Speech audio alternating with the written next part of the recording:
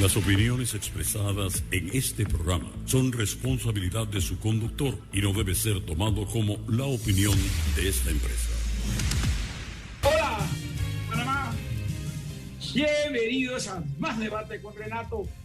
Premio Victoria 2016 y Premio Victoria 2017 al mejor programa de opinión en la radio, concedido por la Facultad de Comunicación de la Universidad Santa María la Antigua. Hoy jueves 28 de octubre de 2021, aquí en la exitosa 95.3 FM, 97.9 FM en las provincias centrales, 88.3 FM en Colón, 95.3 FM en Chiriquí y 95.3 FM en Mosca del Toro. Es una reunión Zoom aquí en la exitosa noticia.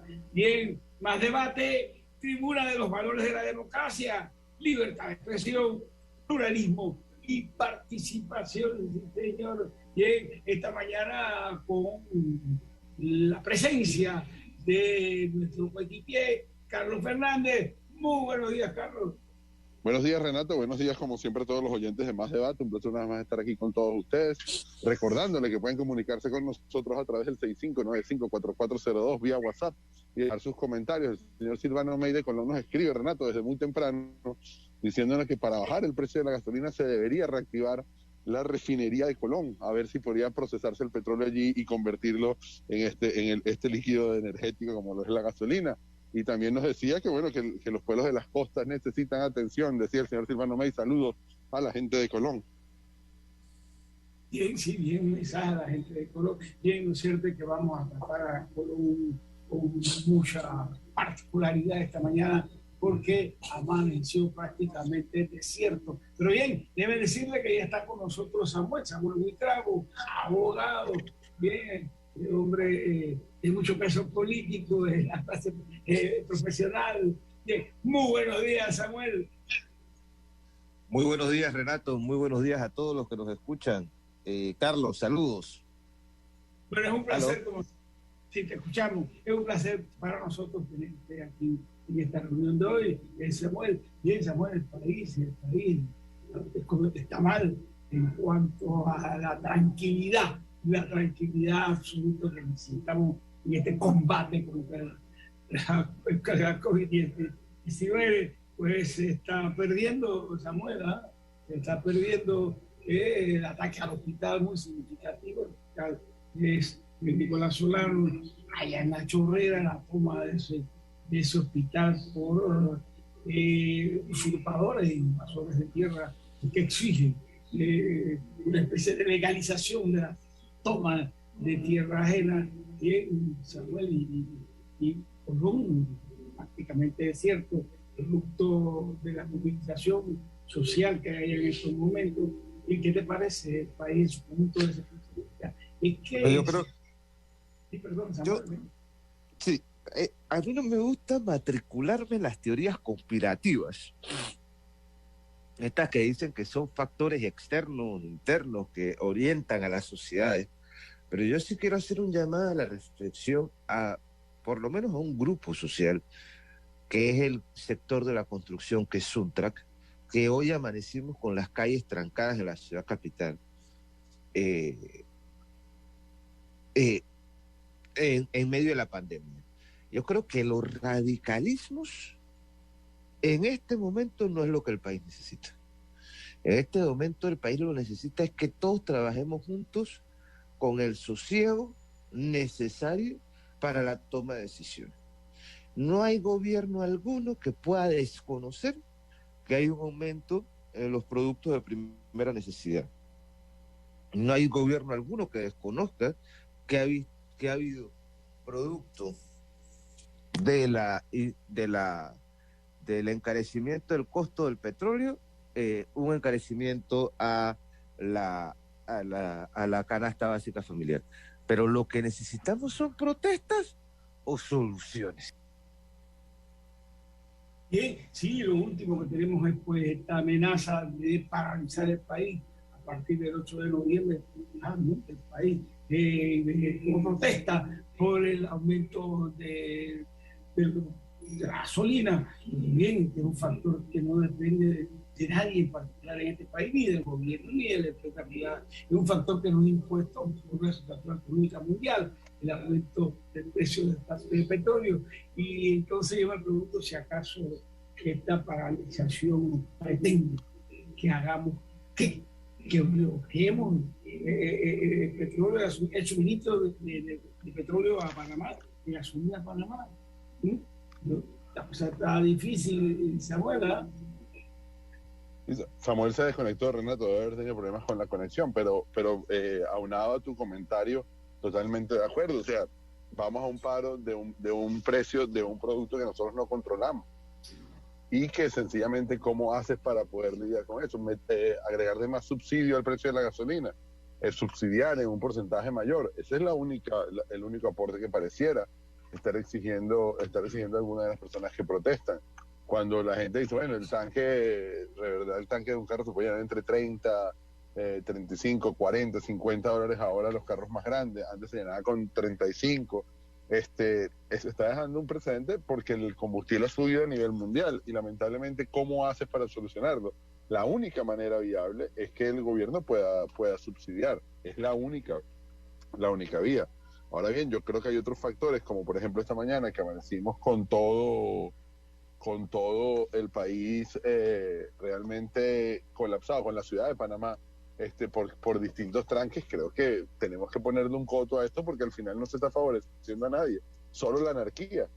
No puede ser que sigamos a la espera de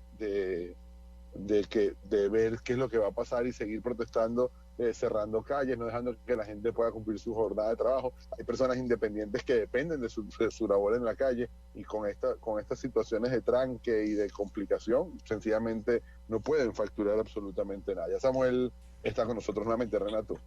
Ya, perfecto. Bien, Samuel, lo que se produjo ayer mientras que el ministro de MIDA estaba en Veragua conversando con un sector primario afectado por el costo de insumos, y en ese mismo instante cerraban la vía interamericana a la altura de Divisa, un grupo de productores, bien con el mismo pretexto de reclamarle al gobierno medidas a favor del sector, bien, y presionando al ministro. El ministro respondió que él no se reunía con cerradores de calle.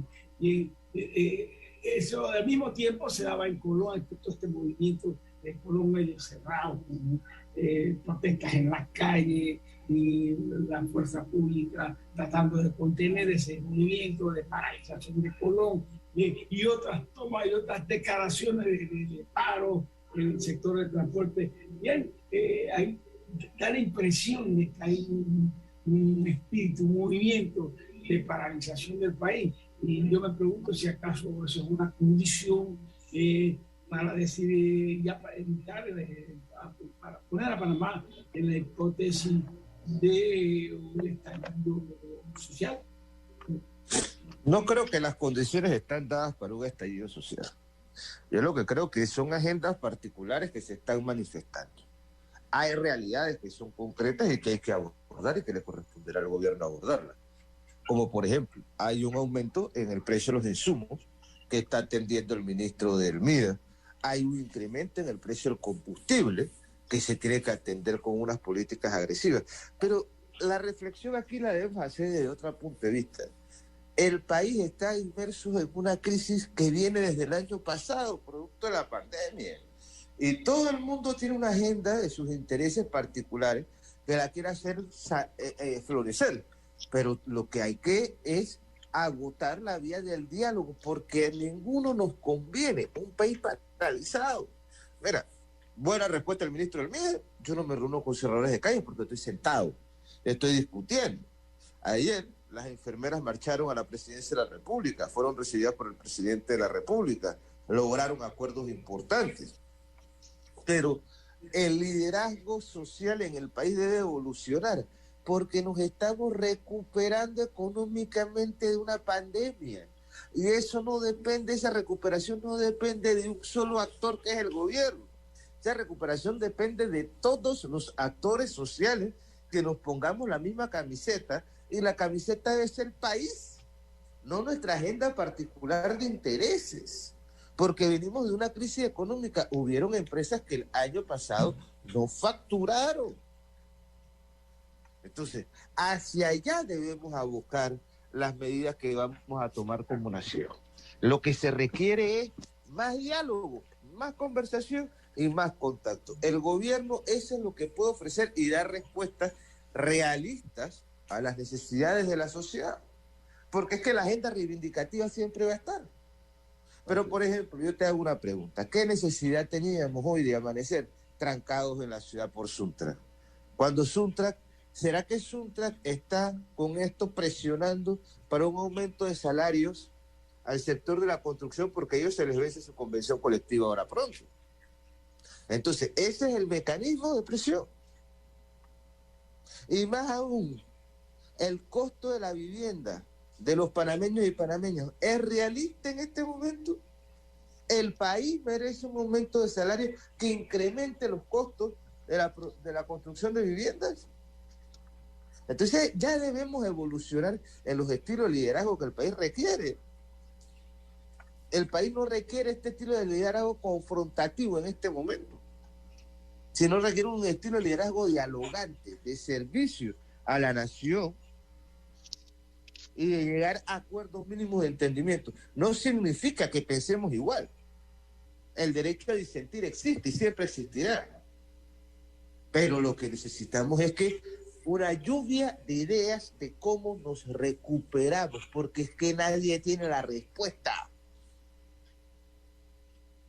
Nadie tiene la respuesta. Entonces, estar obstaculizando las calles para poner tu agenda de relevancia es afectar el derecho a los terceros. Así es. Renato, ahí es perjudicarnos. Perdón, Carlos. Ya sé que está con nosotros José Abel. Bienvenido. Muy buenos días, José Abel Armengol. Muy buenos días, Renato, Carlos, Samuel. Retomando pues la palabra de Samuel, tenemos el país hoy paralizado por parte de todo tipo de manifestaciones de la Suntrack y otros grupos, ¿no? Entonces, en definitiva, un tema que está marcando la agenda, el tema de la usurpación de las tierras, y cómo se han dado algunos pronunciamientos recientemente con relación a estos temas, ¿no? Por parte de los jueces de garantía. Yo te pregunto, José Abel, la toma del hospital Nicolás Solano en Colón por parte de un grupo, guiémoslo por su nombre, es usurpación de tierra ajena, sí, más que inversión, realmente, ¿no? de invasores de tierra ajena. Bien, puede ser un acto de simple usurpación de inmueble ajeno, o bien puede ser un acto de terrorismo, porque fue tomado por gente que está en ese movimiento, que es apoyado por un grupo que lo apoyó esa toma abiertamente. Eso podría salir del tipo, ¿no?, que constituye el tipo de acción, el tipo de acto que constituye el delito de usurpación de tierra ajena y convertirse en terrorismo puro y simple, porque en fin, ese acto es para atemorizar a los propietarios de tierra del sector. A ver, ¿terrorismo o simple usurpación? Mira, ¿Qué dice el juez? Mira, Renato, lo que pasa es que cuando hablamos de terrorismo, siempre la mayoría de la doctrina y de todos los comentaristas señalan que son actos de violencia extrema, en donde se genera en la colectividad, en la masa, algún grado de afectación psicológica que efectivamente infunde miedo y una agresividad de estos grupos organizados, porque son grupos organizados dirigidos a un descontrol total de las acciones comunes y normales y cotidianas de los ciudadanos. Ahí estamos hablando de terrorismo, imponer una ideología a través de la agresividad y la violencia. Acá nosotros se están concatenando varios temas. Se están dando una serie de cierres, primero que todo, quiero traer esto a colación, una serie de cierres en donde sabemos que constitucionalmente estos cierres no están aprobados ni autorizados porque no se ha dado el aviso para una manifestación pacífica con el tiempo que exige la Constitución. ¿Esto qué generaría? Obviamente, generaría probablemente actos de violencia callejera, enfrentamientos con la Policía Nacional, que con el Ministerio de Seguridad, que estaría llamado a tratar eventualmente de desbloquear las calles.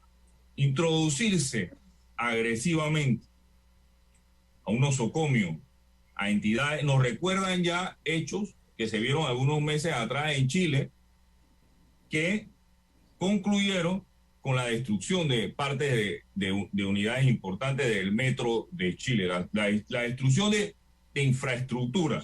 Y esto ya es otro tipo de delito que atentan contra la seguridad del Estado. Y atentan contra la seguridad del Estado porque evidentemente, de alguna manera, impiden, ¿sí?, que el Estado, los diferentes órganos del Estado puedan continuar normalmente sus operaciones cotidianas, producto de que hay personas que están realizando actividades que están al margen de la ley porque no han sido autorizadas y que van dirigidas a impedir que el Estado continúe con sus operaciones normales. Entonces, aquí hay una serie de temas que van, como tú mencionas, de posible inducción al terrorismo, posible delito contra la seguridad del Estado como ente, de los órganos del Estado, del manejo de los órganos del Estado, y también de la usurpación de bienes públicos, y que esta usurpación de bienes públicos tiene efectivamente el agravante de que si no se controla efectivamente, es un mensaje perverso para una serie de comunidades que, como mencionó el ministro de Vivienda hace unos días, invadían territorios, ellos los sacaban y volvían y los invadían. Es decir, no existe ya ni siquiera un tema de ahí de prescripción adquisitiva de dominio ni nada, sino que conscientemente se invade un terreno, se procede a desalojar y se vuelve a invadir. Es decir, hay un total desprecio con relación a la propiedad privada de ciertas personas en este país que viven de la invasión, y que esto está generando todo un sistema de caos generalizado que, como menciona Samuel, se va a agravar en los próximos días, producto de que viene la fecha a tope para proceder a activar los contratos suspendidos. Esa es una. Dos, estamos ya pasados de septiembre en el tema de la moratoria de las unidades habitacionales y específicamente de las hipotecas. Los clientes de los bancos tenían que acercarse antes de septiembre a efecto de hacer algún grado o tratar de que se comenzara a negociar algún grado de acuerdo. Si eso no se ha hecho, las consecuencias que vienen en las próximas semanas y meses van a ser graves, porque van a venir procesos ejecutivos en contra de gran cantidad de panameños.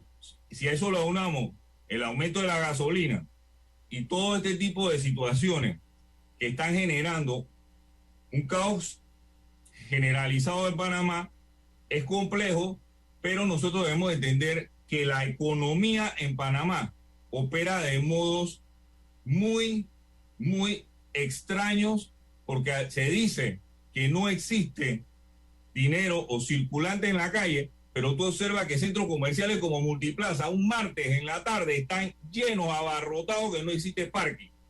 Entonces, evidentemente, de alguna forma, aquí la economía ha seguido movilizándose, porque se observa que existe en los comercios un movimiento. se observa que en las calles existe un movimiento de personas que están comprando y vendiendo y que están, porque todo el que está en la calle con un carro gastando gasolina es porque de alguna manera está generando dinero para ese tipo de operaciones. Yo pienso que debemos controlarnos, tratar de culminar el año en debida forma y evitar todo este tipo de despliegue que van a generar en una serie de delitos y que después no se diga, porque todas estas manifestaciones que se salen de control después terminan en que la Policía Nacional tiene que entrar a dispersarla y después se dice que ese tema es producto de una persecución contra ideología o contra grupos específicos. Pero es que esos grupos específicos y esas ideologías saben perfectamente que no pueden trancar las calles sin dar aviso autorizado. Es decir, todas estas manifestaciones no son manifestaciones pacíficas y autorizadas. Lo cierto es que bueno, estamos viviendo un momento anormal, yo diría así. Anormal porque la amenaza que tú has expresado bien es una amenaza contra la democracia, es una amenaza contra la libertad de mercado. Bien, ¿qué pasa? Si se cumple la amenaza del 8 del mes de noviembre de paralizar el país, es decir, el transporte, paralizar el país, paralizar el transporte, es decir, bloquear la movilidad de compradores y de vendedores, usted está golpeando el corazón de la economía. Si ese fenómeno se va a dar, porque se está anunciando, bien, entonces, ¿qué toca al gobierno? A ver, ¿qué medidas puede tomar el gobierno que no sea aplicar la legalidad, digámoslo así, valga la redundancia, la legalidad legítima de la represión, de la contención de ese movimiento por medio de la aplicación del empleo de la fuerza pública? Otra manera de hacerlo, porque lo que no se puede permitir, digo yo, es que se paralice la movilidad del país, la libertad de movilizarse del país. Eso, ya repito, el corazón de la economía. Sí. Renato, a mí me gustaría intervenir frente al tema de los conflictos de tierra, ¿ok? Y el problema que tenemos es un problema súper delicado, y te voy a explicar por qué. A título personal, en este momento yo estoy llevando un conflicto de tierras en la oficina, ¿ok? Y cuando fuimos a revisar las propiedades, porque eran intrusos, se habían metido, muchos de estos intrusos ni siquiera vivían en la edificación que habían construido. O sea que no era una necesidad real de tierra. Y otros descubrimos que venden ser intrusos a mujeres que tienen 1 o 2 hijos porque dicen que los dueños no lo van a poder lanzar. Entonces, en la zona de Panamá Norte existe una mafia que se está dedicando a invadir terrenos de propietarios. Y el procedimiento que tiene la ley vigente se nos ha quedado atrasado, lo que hace difícil una ejecución rápida por parte... ¿Me escuchan? Estamos escuchando. Lo que hace difícil una intervención rápida de las autoridades panameñas. Entonces yo creo que lo que hay que entrar a regular es un nuevo procedimiento jurídico para atender este tipo de casos, que cree seguridad jurídica en el país, porque esto está en manos de los jueces de paz. Y los jueces de paz, la ley de los jueces de paz es una ley que le falta doble instancia, que le falta otros elementos para constituirse en una herramienta ágil de trabajo. Entonces, esa es la reflexión y ese era el único comentario que quería hacer frente al tema de las invasiones de tierra. Bien, si he entendido bien, lo que Samuel propone es que frente a esta acción, ¿no? Lo único que cabe es apelar a la jurisdicción de los jueces de paz. Los jueces de un sistema jurisdiccional que tiene fuerza coercitiva. Los jueces de paz no pueden sancionar a nadie con penas distintas a las que establece la ley. No son penas, sino acuerdos. Él no condena, no puede condenar. El juez de paz no puede ser la vía con una situación de hecho. A ver, ¿qué dice José Abel? Sí, Renato, en efecto, los jueces de paz, cuando se ven abocados a este tipo de temas, inicialmente intentan hacer una especie de mediación entre las partes, la cual en la mayoría de las ocasiones no concluye de manera favorable porque no tienen esas, vamos a suponer, esas garras para poder de una manera efectiva, según la ley, proceder con el desalojo de estas invasiones. Pero además de ello, yo quisiera agregar algo rápidamente, después lo podemos ir redondeando, que es de lo que tú mencionabas con relación a qué sucede si se sale de control el tema de las manifestaciones. Con relación al tema de las manifestaciones, y si eso se sale de control, nosotros debemos conocer que hay un título en el Código Penal, que es específicamente el título 9, capítulo 1, que tiene que ver con la personalidad jurídica del Estado. Y ahí hay una norma. La norma es el 437 del Código Penal, que señala: quien para cometer rebelión, sedición o motín se valga de fuerzas armadas o superfunciones, toma el mando de la plaza, de la tropa, plaza, puesto de seguridad pública, vías, poblaciones o transporte o cualquier clase, o sea, poder de estaciones de radio, televisión, telegráfica o cablegráfica, será sancionado con prisión de 8 a 15 años según el Código Penal. Es decir, existe una norma que habla de este tipo de situaciones que pudiesen darse o que en el tema de la rebelión, la sedición, los motines, que normalmente o se ha dado procesamiento, que tú lo sabes, Renato, pero después que se hagan los procesamientos contra estos líderes de estas organizaciones sindicales, entonces se dice que esto es una persecución de tipo político, de una... Contigo rápidamente, Isabel, porque tenemos que ir a un cambio. Bien, sí. Vamos a regresar sobre el tema. Bien, vamos a un cambio, Carlos, y regresamos. Con nosotros, bien, está con nosotros el coronel. Muy buenos días, coronel Irving Muñoz. Muy buenos días. Bienvenidos a Más Debate. Buenos días, Renato. ¿Cómo estás? Buenos días a la radio audiencia. Gracias por la invitación en el día de hoy. Bueno, Irving, vamos a darte la palabra porque acabas de llegar. El tema nuestro es el siguiente. Entramos en la calificación del acto que se produjo, la toma del hospital, por un grupo de invasores, así se llaman los usuarios de tierra de Panamá, invasores de tierra ajena, y estamos discutiendo cómo proceder en este caso, si se trata de un simple acto de usurpación de tierra o con este ataque al hospital. Estamos caminando, a ver, esta gente está caminando por un terreno mucho más peligroso, que es el de la hipótesis del estallido social. Bien, eso es lo que estamos discutiendo, y la capacidad de la fuerza pública para percibir esta hipótesis. Eso es lo que estamos discutiendo. A ver, señor de Colón, buenos días.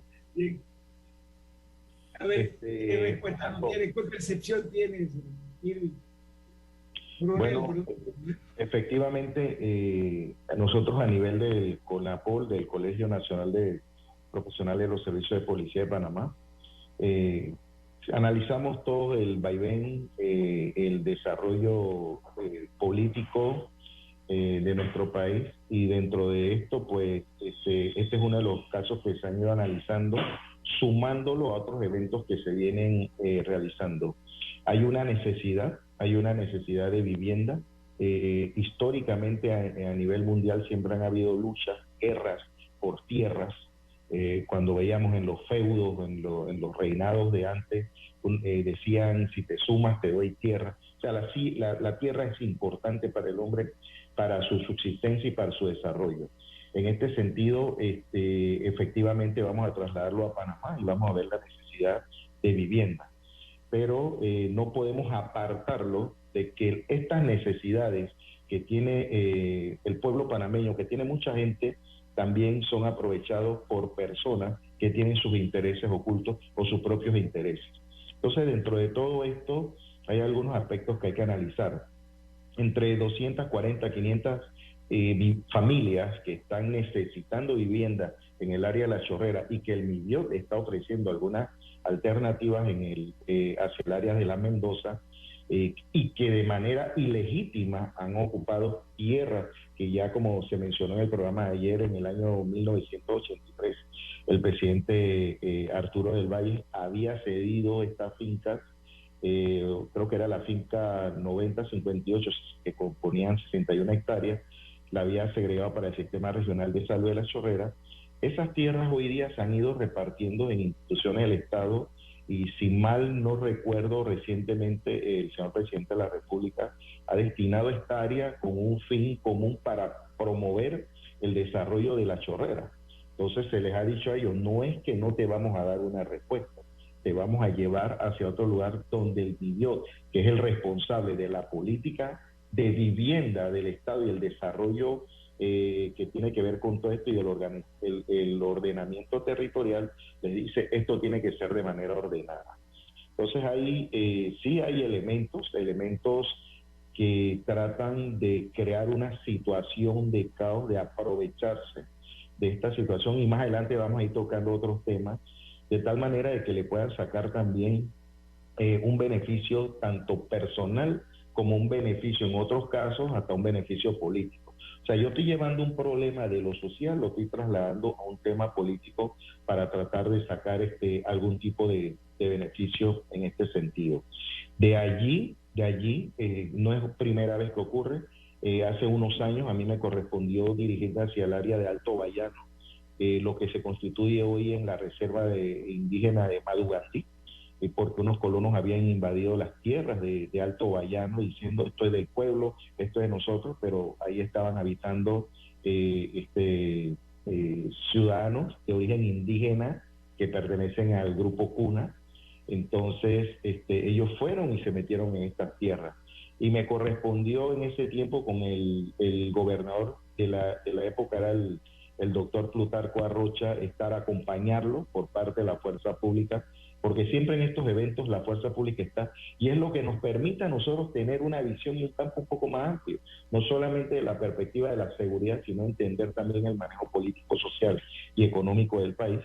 Y en ese momento yo veía que le decían, bueno, pero el Estado está disponiendo en áreas de Tanara, en otras áreas, está disponiendo para ustedes 4 hectáreas de terreno y le vamos a construir la vivienda. En esa época era una vivienda de madera, y la gente decía, no, nosotros queremos más hectáreas, queremos 20 hectáreas. Y yo pensaba, cónchale, pero si yo ni siquiera tengo 600 metros de terreno y a esta gente le van a dar 4 hectáreas, ¿qué es lo que hay detrás de todo esto? Y siempre uno encuentra que cuando se hacen las investigaciones y al final que se resuelven estos casos, encontramos de que hay 4 o 5 personas que están vinculadas al negocio de la invasión de tierras privadas, de tierras del Estado, de forma invasión, es ilegal, y que después entonces empiezan a mercadear, a negociar estos terrenos, inclusive para que tú formes parte de estas pequeñas comunidades. Pero yo hago énfasis, perdón, Irving, estamos haciendo énfasis en la advertencia, la amenaza que se ha lanzado al país. El 8 de noviembre, después del 8 de noviembre, se ha planteado, se ha expresado que habrá una paralización del transporte a nivel nacional. Esa acción violaría los derechos constitucionales, el derecho a la circulación de todos los panameños por el territorio nacional, ¿sí? Violaría ese derecho constitucional, ¿sí? Y por otro lado, es una amenaza a la continuidad de las instituciones democráticas, ¿no?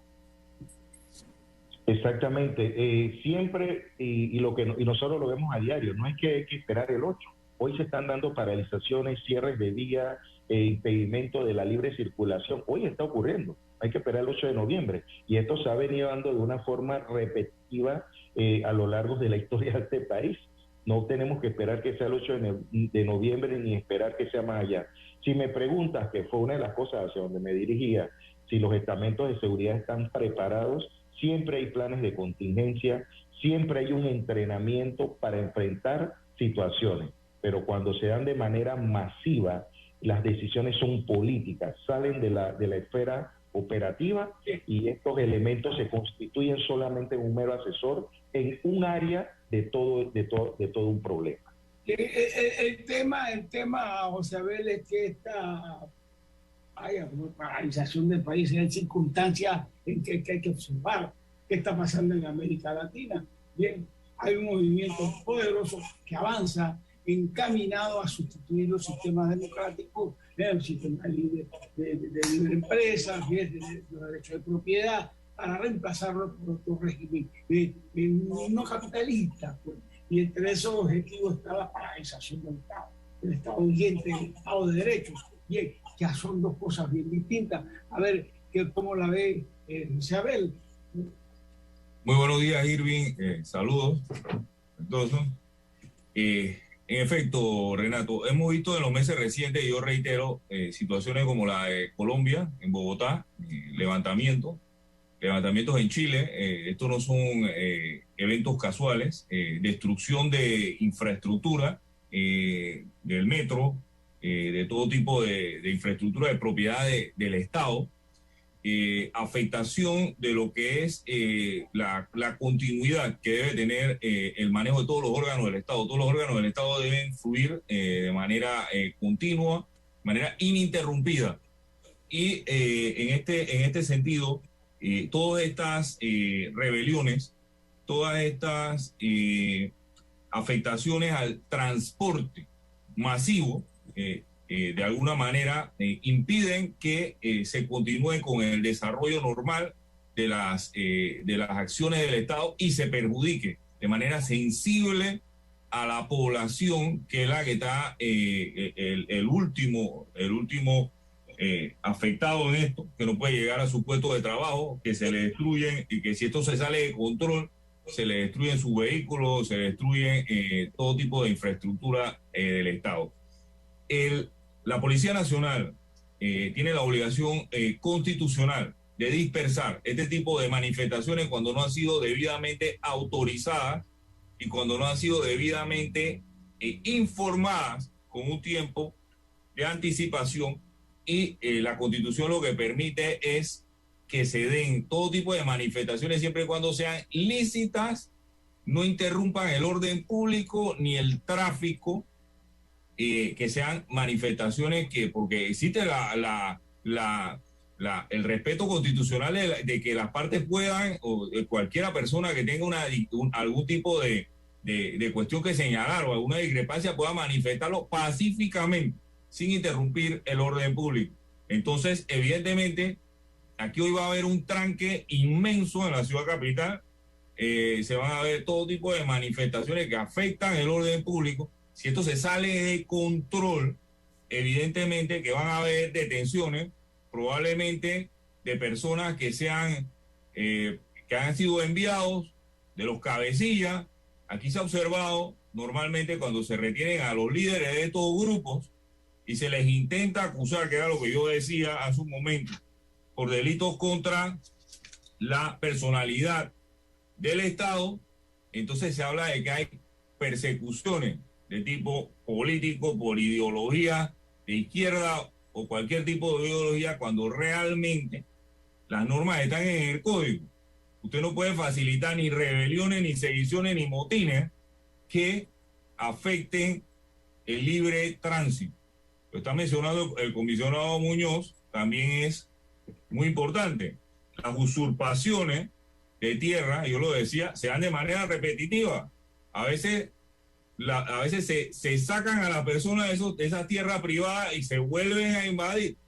Y siempre existe la finalidad de lucrarse con estas tierras, existen cabecillas que se lucran con estas tierras, las venden, las alquilan, y este tipo de usurpaciones de tierra, esto al final la gente tiene que saberlo, esto es un delito, o sea, estamos hablando de propiedad privada, en la cual incluso a veces esta propiedad está cercada, está siendo utilizada por sus dueños para actividades de comercio, y hay personas que viven realizando este tipo de usurpaciones, y el Estado, bueno, hay una realidad social,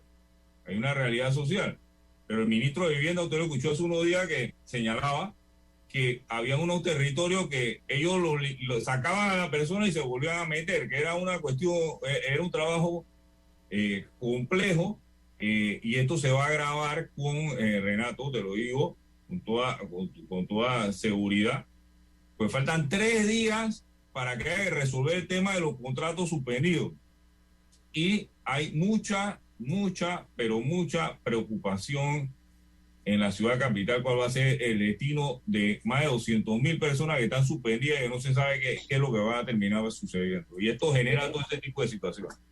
Bien, una de ese acontecimiento anunciado al otro de que a partir del 8 de noviembre se hará un paro, una paralización se paralizará el transporte. Hay paralización del transporte, lo que significa, ¿no? Y para bloqueo de la movilidad, ¿sí? Bloqueo del derecho a la circulación, la violación del derecho constitucional del panameño de circular libremente por el territorio, bloqueado totalmente. En Colombia, recordemos cómo fue la cosa, el movimiento del estallido social se dio con el bloqueo de un montón de carreteras, ¿sí?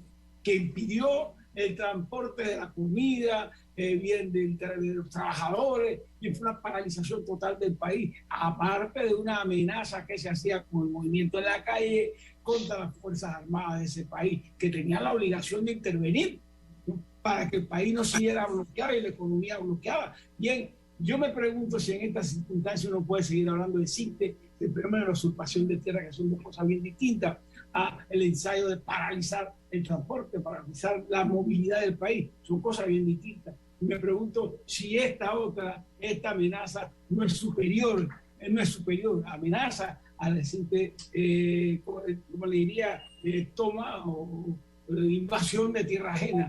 ¿Ya? Es una situación distinta a la que se está anunciando al 8 de noviembre.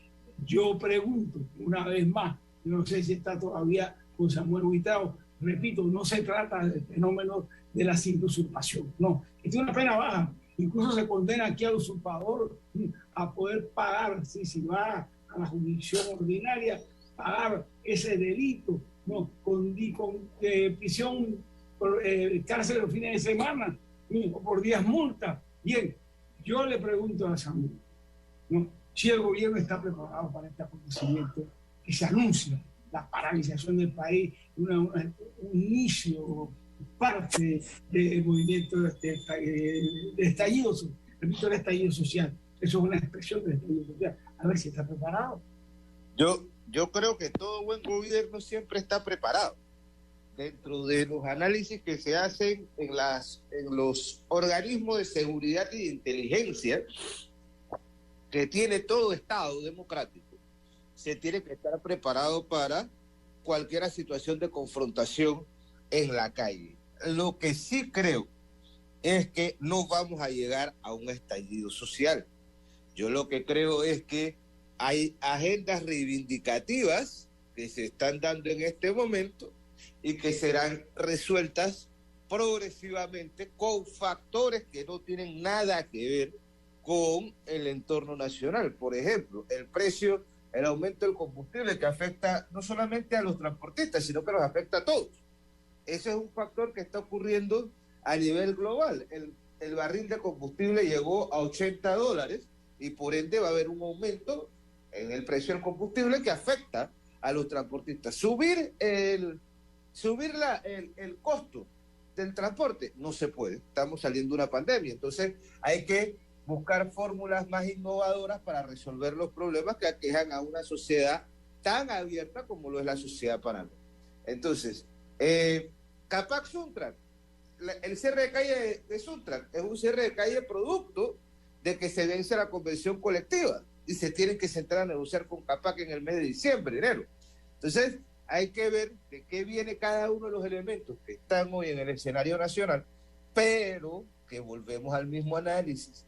No podemos seguir ejerciendo presión con los mismos mecanismos que teníamos antes de la pandemia. La pandemia nos cambió y debe cambiar el chip de los actores sociales y políticos, porque si no lo cambia, el país no se va a recuperar económicamente, que es lo que todos esperamos que ocurra para el beneficio de los panameños y panameñas.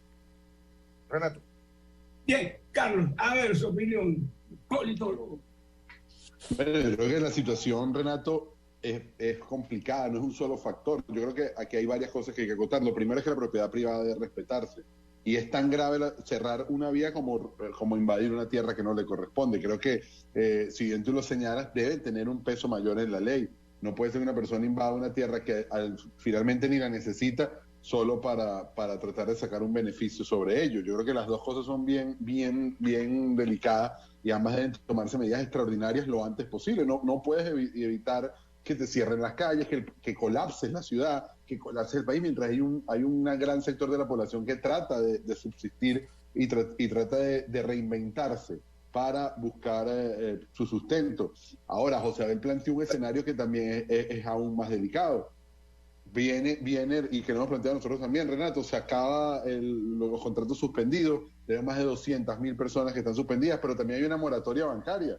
Ayer, por ejemplo, por dar un simple ejemplo, una persona fue al banco, debe $40.000 en un préstamo y el banco le está ofreciendo 25 años y pagar $150.000 adicionales. O sea, es sencillamente un compromiso impagable. Una persona que tiene 45, 46 años en todo proceso de formación, eso realmente no es una moratoria o una extensión. Y esto nos va a traer problemas, porque si cada uno de los actores políticos que conforman la sociedad panameña no entiende el rol ni el compromiso que tiene hoy al salir de la pandemia, al salir de la crisis, y se solidariza alrededor de tratar de todos avanzar para empezar a cumplir los compromisos, estamos complicados, nos vamos a complicar seguramente, y el gobierno se va a complicar mucho más.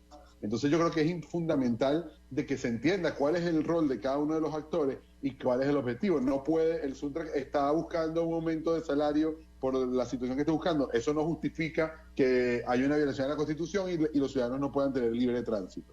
Yo entiendo el derecho a la protesta, es respetado siempre y cuando tu derecho no violenta el derecho ajeno. Y esa es la realidad y el escenario. Es muy complicado poder decir hoy qué va a pasar o si se llega una explosión social o no, pero hoy hay una serie de ingredientes que la ciudadanía se está viendo afectada. El costo de la vida ha subido, el combustible ha subido en una situación que no puedes controlar, y vamos a ver en qué termina todo. Yo creo que hay que hacer un llamado importante al diálogo, importante a los actores políticos, porque lo último que le conviene al país es tener mayor cantidad de complicaciones de las que ya hoy estamos acarreando por el tema de la pandemia y la crisis. Rebelde sin causa, los que ponemos en esto, Irving. A ver, Irving, coronel. Bueno, primero saludo a Samuelito y a José Abel, que no los había visto en el programa, hasta su participación, disculpen. Por otro lado, yo le agregaría a todo lo que se ha comentado de que hay unos intereses ocultos que no se puede descartar, que de acuerdo a la inteligencia, pues financian este tipo de movimientos, tratando de procurar una desestabilización. Hay gente que está identificada, que promueven este tipo de acciones, que es lo que ha venido pasando a lo largo de los otros países. Y lo que te decía, no podemos descartar de que estos intereses que están detrás de los problemas reales y sociales, como se ha venido hablando, el desempleo, falta de tierra, y en fin, otras necesidades que afloran, entonces aprovechen cada una de estas situaciones para tratar de buscar un fin negativo, un fin de desestabilización. Cuenta aquí la habilidad que tengan las principales autoridades de tratar de prevenir o de evitar de que lleguemos a una situación de confrontación entre policías, autoridades y población civil, porque van a haber 3 partes o 4 partes en esto. Uno, el que manifiesta. Dos, el que siente que sus derechos están siendo afectados porque no me dejan circular, yo no formo parte de esa manifestación, entonces quiero seguir buscando mi sustento. Y la otra parte serían las autoridades y los entes represivos ante este tipo de situaciones. Lo que sí es cierto es que no creo que lleguemos a un estallido social, pero de llegar a una situación de esta naturaleza se hace muy difícil y complejo de que cualquier estamento de seguridad pueda controlarlo. Primero porque esto, ni siquiera policías con mayor experiencia, policías más grandes en otras latitudes, hablamos de Colombia, hablamos de Chile, que son policías que han sido muy identificadas con su población, en un momento dado pudieron controlar, porque cuando el pueblo se alza, pues. Lo que hay que tener cordura y hay que empezar a trabajar, porque si yo sé que eso se puede dar, entonces debo empezar a trabajarlo hoy y no esperar a que llegue el 8 de noviembre o llegar a que se dé la fecha de que pueda ocurrir esto. Debo empezar a trabajar desde ahora y mandar todas las señales de que yo estoy tratando de mitigar este tipo de situación. Por ejemplo, dice José Abel que faltan 3 días para que finalice el periodo de mantener en espera a algunos trabajadores y definir cuál va a ser su estatus. Puede crear más desempleo, pero también el gobierno está buscando los mecanismos, que no es la solución, pero es un paliativo de a esta gente incorporarla a los diferentes planes de subsidio que hay para que no se sientan de que el golpe es tan fuerte, sino mientras que la economía se va desarrollando. Si nosotros vamos a ver los financistas y las autoridades del Estado en materia de que administran la parte económica han hablado de que Panamá está teniendo una mejoría, se está fortaleciendo económicamente. Entonces, lo que no tenemos que permitir es que esto retroceda. Hay que seguir trabajando en la búsqueda del desarrollo de la economía. Que se vaya Bien, vamos a un cambio, porque si no, entiendo que tenemos en la reunión aquí veo a Irving y el coronel no está con nosotros, creo que él está presente y está, no sé si está todavía con nosotros. A ver, bien, lo cierto es que José Abel estaba mencionando, tú también, Irving, que dentro de 3 días, 31 de noviembre, perdón, el 8 de noviembre, perdón, ¿sí? El 31 de septiembre, sí, 31 de octubre, perdón, el 31 de octubre es la fecha clave para la restitución al 100% de todos los empleos, ¿sí? Suspendidos, tienen contratos suspendidos. Bien, los cálculos que se hacen es que no va a haber muchas empresas que tendrán problemas económicos y no podrán cumplir con esta reapertura, con esta reactivación de los empleos. Está con nosotros ya de vuelta, está también José Abel estaba tratando el tema, ¿sí? No estaremos listos para cumplir con esa fecha y reactivar al 100% los empleos suspendidos. Esa es la situación, y el problema es que nos planteamos nosotros, los que estamos discutiendo el tema, de qué va a suceder con aquellos empresarios y aquellos trabajadores que se verán frustrados con su espera, algunos y otros simplemente es cruzado de brazos, porque no es viable al 100% la restitución de todos los contratos de trabajo suspendidos. Muchas gracias, Renato. Yo voy a traer a colación un tema que es muy importante en este momento y para conectarlo con lo que me pregunto. Irving, que ha estado por muchos años en el tema del transporte marítimo, es conocedor que los fletes por el manejo del tema de los contenedores ha aumentado, y me corrige Irving, no sé, creo que en más de un 300 o 400%. Eso está llevando a que se va a hacer sumamente difícil en los meses que vienen la importación de productos del extranjero. Va a haber un desabastecimiento a nivel de Navidad de un sinnúmero de productos. Panamá cada día tiene que apostar, por lo menos en este año que viene, en estos meses que viene, a que exista lo que se ha llamado, y el presidente así lo ha llamado de manera constante, que el productor nacional pueda de alguna manera brindar esos productos a toda la comunidad, que nuestra granja de producción se convierta en autosostenible para poder aportar a la mayor cantidad de la población. Porque ¿qué es lo que sucede, Renato? Que la importación, el panameño cada día tiene que saber que en estos meses la compra de productos importados se va a encarecer. Entonces, en ese sentido, nosotros estamos viendo unas vistas aéreas que nos han estado mandando de cómo está de trancada la ciudad. Entonces, estos productos que vienen de Chiriquí, de todas esas áreas, hasta hacia los supermercados de Panamá, son productos perecederos, y eso es importante, Renato.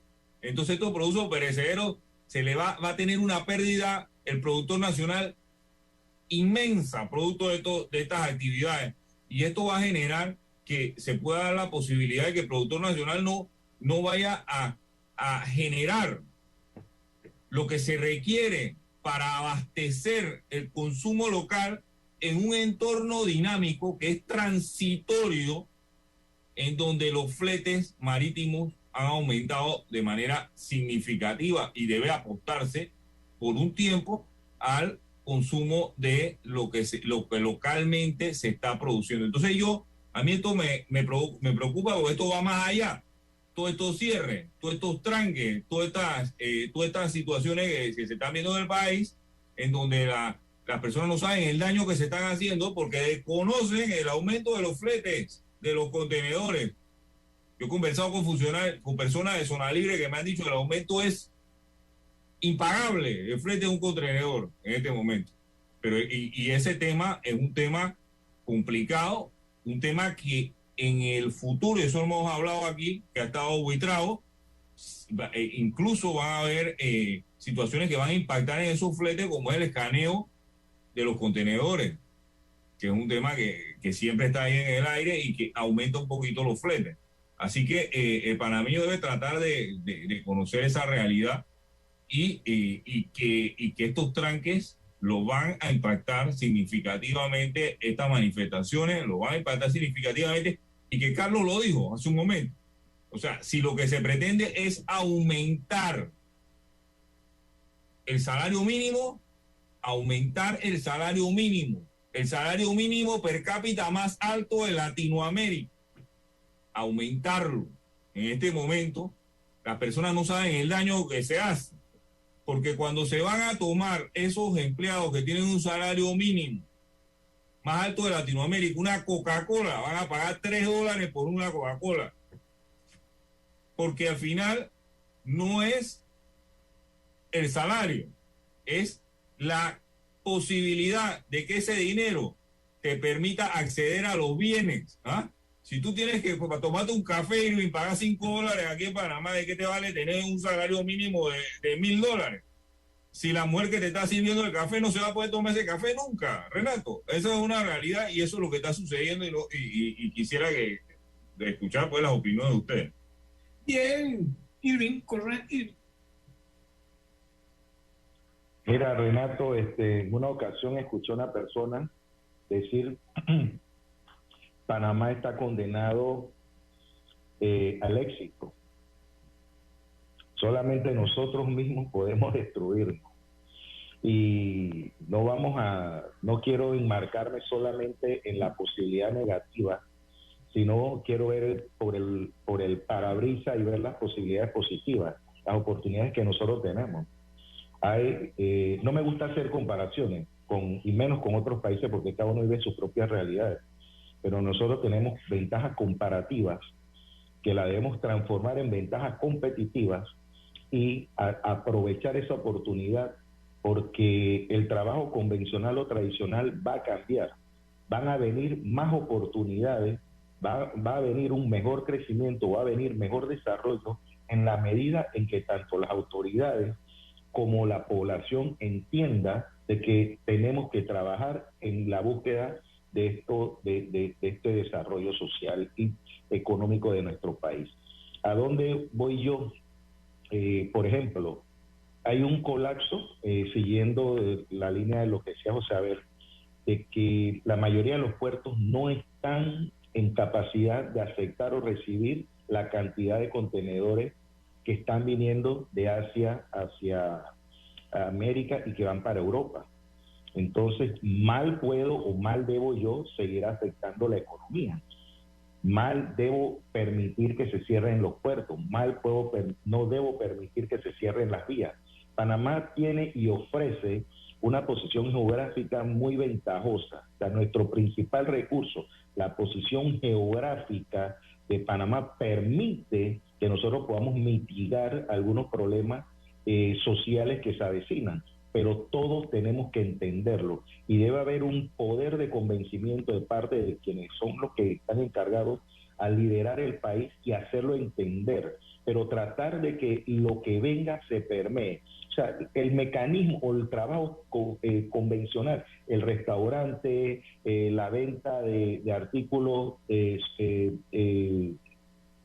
van a desaparecer porque van a aparecer nuevas oportunidades. Entonces, esas nuevas oportunidades nosotros tenemos que visualizarlas, tener la capacidad de entenderlas y trabajar hacia el futuro, trabajar hacia adelante. Si nosotros hoy día logramos estabilizar el país, vamos a traer más economía, vamos a traer más gente de afuera, vamos a hacer que la carga que transita alrededor del mundo se incremente a través de nuestro país. Y eso genera economía, eso genera estabilidad, eso genera crecimiento, y ese crecimiento genera la mejora económica, y que no sea una mejora económica artificial. Y le llamo artificial porque, dice José Abel, ¿de qué me sirve a mí un salario mínimo de $1,000 si el café me está costando $5? Entonces, antes me costaba $1, ahora me va a costar 5 o 4 veces más, no puedo tener acceso a él. Entonces, ¿para qué quiero un salario mínimo o para qué quiero una mejora económica si mi calidad de vida se va a mantener en un status quo o puede desmejorarse?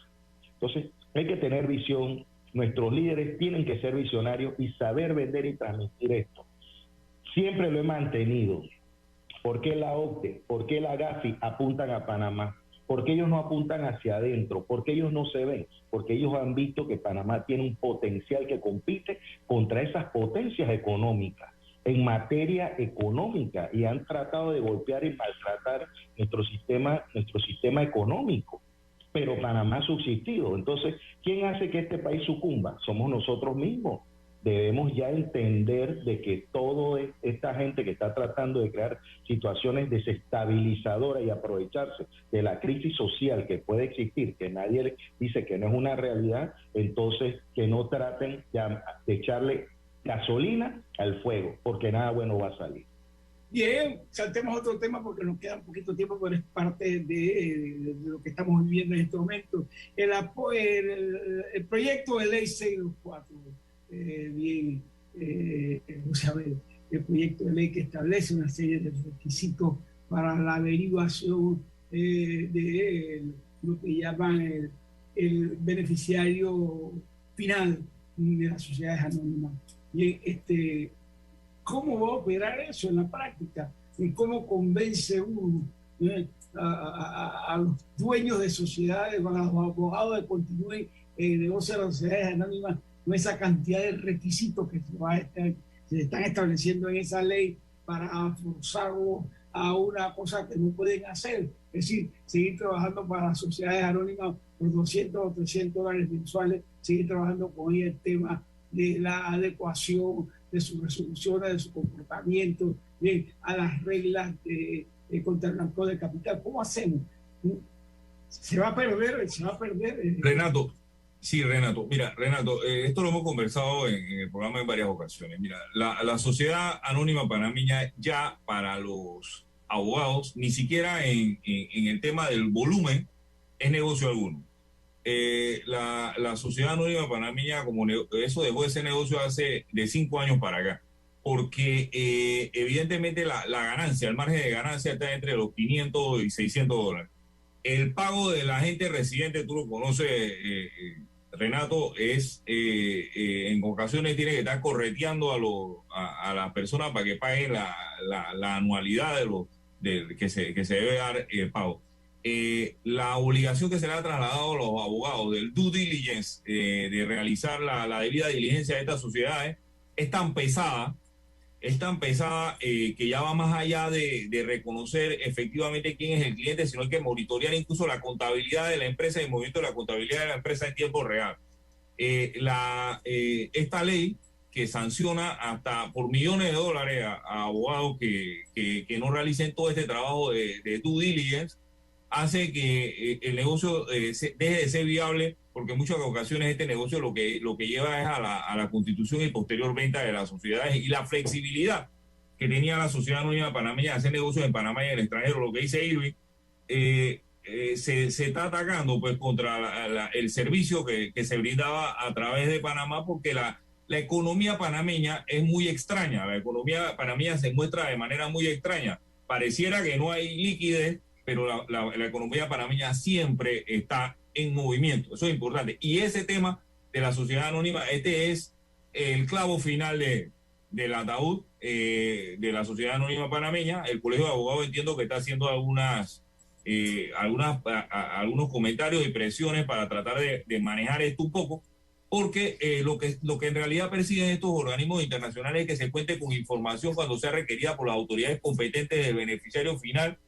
Y yo pienso que todos los abogados están conscientes de eso desde 1994, el decreto ley 468. Ahora, el tema de discusión ahora mismo, yo lo que pienso es que no se pueden discutir estos dos temas a la vez. El tema de discusión ahora mismo es la ley de extinción de dominio. Esto da para un programa entero, Irving. Esto no es cuestión de minutos. La ley de extinción de dominio, que es una herramienta efectiva para la persecución del crimen y que es una herramienta que sí hay que someterla a diferentes discusiones muy profundas, por las implicaciones que tiene la ley de extinción de dominio. Eso está caminando en la Asamblea y el Ministerio de Seguridad se la ha montado a través del licenciado Rixel, se la ha montado en la espalda para tratarla de llevarla adelante hacia la persecución de los activos obtenidos con dinero producto del crimen, aunque la persona haya fallecido. Es decir, activos que pudiesen ser entregados hasta en herencia a familiares, o activos de personas que hayan sido condenadas previamente y tienen poder en tercero. Esa es una discusión interesante y un tema que está en la palestra. Una pregunta, otra vez, la Corte Suprema de Justicia. ¿Tú no crees que esa ley de extinción de dominio en países inestables, un suicidio, es una amenaza directa al derecho de propiedad, al derecho de la propiedad privada, ¿sí? Porque es un país sin estabilidad, de que puede ser un gobierno de izquierda y se venga a extinguir, eliminando la propiedad del adversario, ¿sí? Pretextando bien, apelando a un poder judicial controlado por ese gobierno totalitario, por ejemplo, se puede convertir en un arma peligrosa para la democracia, contra el derecho de propiedad. Renato, por eso te digo que es un tema de discusión. La ley, que la estuve revisando, crea fiscales de extinción de dominio, jueces de extinción de dominio, pero se habla de que la Constitución protege la propiedad obtenida lícitamente. Ahí es donde está el quid del asunto, no la propiedad obtenida ilícitamente. Y es la discusión, lo dejo ahí en el tapete porque es la discusión que hay, que existe, ¿no? La discusión va por ahí. Pero bueno, ¿qué tipo de propiedad protege el Estado? ¿La obtenida lícita o la obtenida ilícitamente? Bien, pero eso es ideal, ¿no? Idealmente sí protege nuestros derechos, pero la realidad ¿cuál es? Digo que América Latina, sí, esto no es Europa. Esto no es Europa, donde el derecho constitucional está sólidamente instalado y la democracia liberal está ahí, se respeta el derecho de propiedad. Ahí no hay ningún miedo. Pero en estos países nuestros, cualquier ukelele puede transfigurar su apellido, pero y se apodera de todas las instituciones democráticas. Bueno, gobiernos como este que corren peligro la propiedad privada, la legítima, todas las propiedades privadas. Es un tema que da para mucho, Renato, porque incluso ahí entra el tema impositivo, ¿no? El tema de los impuestos, de las mejoras que se le han realizado a ciertas viviendas y no han sido declaradas. un sinnúmero de cosas que pudieran impactar en esta ley y que pudiesen generar extinciones de dominio. Bien, a ver cómo lo hay, coronel, dígame, esta ley de la extinción de dominio, un cuchillo de doble filo, ¿sí? Puede volverse a contra la democracia, contra el derecho legítimo a la propiedad privada. Renato, mira, es un tema que coincido con José Abel, da para discusión, pero lo que a mí me preocupa es que mucha gente se defiende con mi dinero, con el dinero que a mí me llevaron, con el dinero que yo pago impuestos, entonces ellos lo usan para defenderse. Y mucha gente paga los mejores abogados, porque tienen el dinero y se le permite porque utilicen esos recursos. Creo que la intención es poder cortar esos suministros de tal manera de que estas personas sigan viviendo y sigan aprovechando los recursos recibidos ilícitamente para entonces jugar en contra del Estado y en contra de la población. Por lo tanto, yo sí creo hay que revisar la ley, hay que hacerla que se establezca de tal manera de que considere el aspecto que tú estás marcando acertadamente. Porque algo que sí te reconozco y he tenido que lo he visto muchas veces, es que tú le das la vuelta al problema. Y dándole la vuelta al problema siempre planteas un enfoque diferente. Y creo que es valedero lo que dice, que no venga a subir un gobierno de estos autoritarios y que entonces empiece a utilizar también esta ley para poder mermar a su adversario. Y entonces de esta manera pues someterlo. Pero lo que sí es cierto es que nosotros tenemos que ir en esa dirección de tal manera de que el país pueda nuevamente, primero, reprimir el delito, porque es una obligación del Estado y el Estado significa poder. Y por otro lado, que este recurso revierta nuevamente al Estado de tal manera de que todo aquel que ha obtenido ilícitamente algún recurso económico no se le permita de ninguna forma mantenerlo. Bien, gracias, coronel. Bien, Carlos, un par de palabritas más porque nos estamos yendo en segundo. Bueno, creo que ha sido claro, tenemos que proteger la propiedad y el Estado, ¿no? Tiene que funcionar, Renato. Yo estoy realmente en un proceso que invito a la reflexión porque las cosas no están tan sencillas como parecen y debemos evitar este tipo de complicaciones. La ley de contenido es importantísima y creo que va a ser una herramienta que se puede debatir y seguramente la debatiremos en un futuro programa. Bien, amigos de toda la República, hemos estado con ustedes esta mañana. Bien, José Abel Mengor. José Abel Mengor, que tenga una feliz semana. Y Ring, muchas gracias. Y Carlos Fernández. Saludos, hasta el día lunes. Bien, Mañana, amigos de toda la... Gracias a ustedes por su participación.